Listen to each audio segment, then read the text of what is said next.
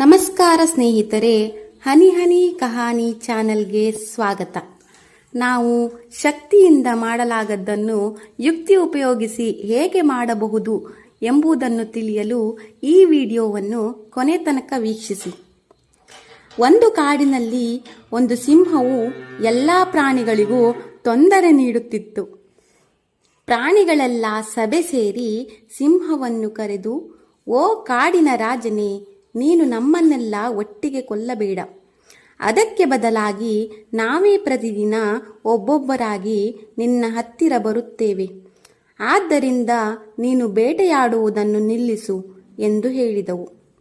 ಇದಕ್ಕೆ ಸಿಂಹವು ಒಪ್ಪಿಕೊಂಡಿತು.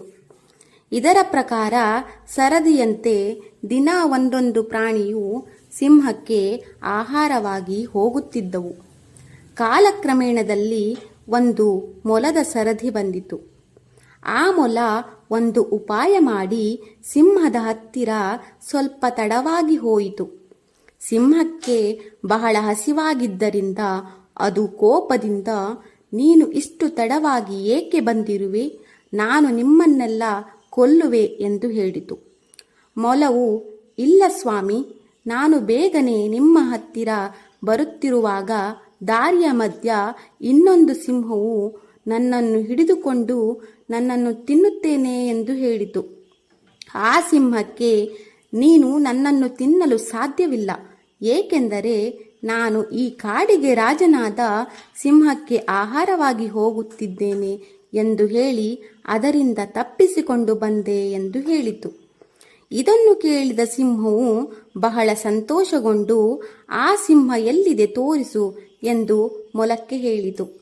ಮೊಲವು ಸಿಂಹವನ್ನು ಒಂದು ಬಾವಿಯ ಹತ್ತಿರ ಕರೆದುಕೊಂಡು ಹೋಗಿ ಆ ಬಾವಿಯೊಳಗೆ ಇನ್ನೊಂದು ಸಿಂಹವಿದೆ ಎಂದು ಹೇಳಿತು.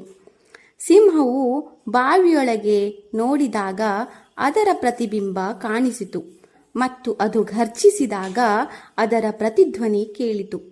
ಸಿಂಹವು ಮೊಲದ ಮಾತನ್ನು ನಂಬಿ ಬಾವಿಯೊಳಗಿರುವ ಸಿಂಹವನ್ನು ಕೊಲ್ಲಲು ಬಾವಿಯೊಳಕ್ಕೆ ಹಾರಿ ತನ್ನ ಪ್ರಾಣವನ್ನು ಕಳೆದುಕೊಂಡಿತು. ಹೀಗೆ ಮೊಲವು ತನ್ನ ಬುದ್ಧಿವಂತಿಕೆಯಿಂದ ಬಹುಬಲಶಾಲಿಯಾದ ಸಿಂಹವನ್ನು ಕೊಲ್ಲುವುದರ ಜೊತೆಗೆ ತನ್ನ ಮತ್ತು ಕಾಡಿನ ಎಲ್ಲ ಪ್ರಾಣಿಗಳ ಪ್ರಾಣವನ್ನು ರಕ್ಷಿಸಿತು.